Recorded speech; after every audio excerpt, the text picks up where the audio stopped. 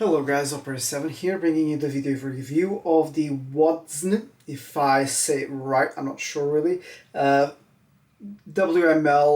230 lumen flashlight. So this is an interesting flashlight that I've been using in the past, mainly for CQB purposes. It is, well, basically it costs around 45 to 50 pounds on Amazon, and it does have some nice features, but also I've run into some problems which I'll go through in a moment. Externally, it is made out of polymer, very well built. I've never had any issues, and it's been through many Airsoft games. I've dropped this gun. It's been, yeah, even outdoor games I've used the flashlight. One of the good things, it's really lightweight, and I'll leave the on the video I'll leave the exact weight because I can't remember right now, but it is very lightweight, well built. It does feature some kind of weather resistant materials as well.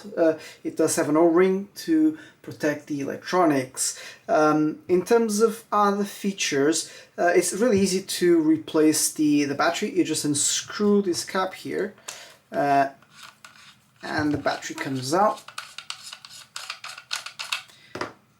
There you go. I think it's a CR1238 that goes in there. Super easy to install. You can do it anywhere in the middle of a game. Now, this will work with any Picatinny rail, basically guns that have Picatinny rail. To remove this, you've got a screw here. Let me kind of show it. You just unscrew it. You can unscrew it all the way out because it won't go anywhere. Once it's done, you won't be able to unscrew it anymore. All you need to do is to push it in, all the way in, and it releases it from the rail. So as you can see, it's like a clamp right there. It's like a little clamp. So really easy to install as well. Super nice, very well built, ergonomic. This is the pressure switch right there. You probably saw it. If I press, like actually, there you go. Goes on. Now this is where my issues begin. Also, the pressure switch does also come with this little lever that kind of stops you from being able to get to the button. It does still work if you press the button, but it's kind of like a system to block you from accessing the button. Now, there's three modes. The way that you can go between modes is through this switch. So this is the regular mode, which I use the most. Is the momentary on. You press and it goes on. You release, it goes off. So that's the first mode. Then the other two modes can be accessed by switching to this side, to the front. And then this is where things get tricky. Sometimes it works, sometimes it doesn't. 1, 2, and yeah, this is where it's not working. So sometimes it does work, where you go from one side to the other, and if you press twice, and now it's not working again. Again, this is where this this flashlight leaves a lot, has a lot of issues, and it doesn't really live up to expectations. Because just a second ago I had this working. Oh, there you go. So now, as you see, I turn it on and off again. So there's issues on the switch. I'm going to put it back in the gun because last time it worked. It was fully. I don't think it does any difference, does any change, but I will put it back in the gun. There we go. I'm going to fully do this, and now let's try it again. Okay, now it's working again, as you can see.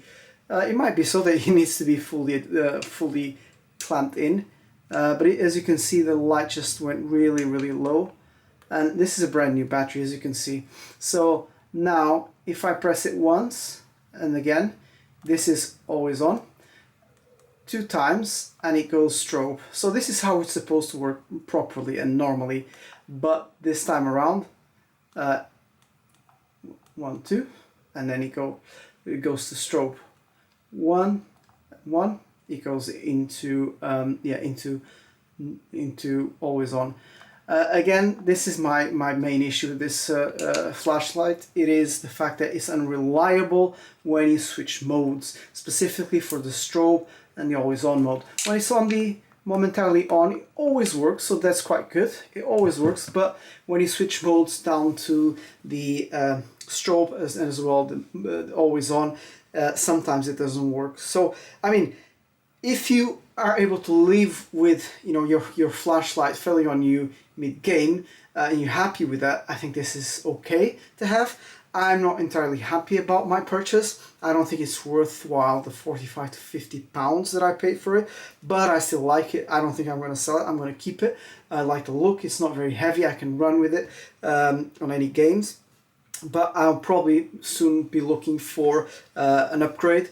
There I've seen new models come about, some with 300 lumens, so more powerful, and eventually the electronics will be much better than this one is at the moment. So again, it's up to you. I cannot fully recommend this product because it has come with some issues. It might have been just my model in particular. I hope it was, but yeah, I do love how it looks, and you can mount it. Usually I mount it on the top, but now I have a sight there. I mean, again, it just looks really nice, but it's not all about the looks, especially if you are running this on a CQB environment. Again, guys, thank you so much for watching. Operator 7, over now.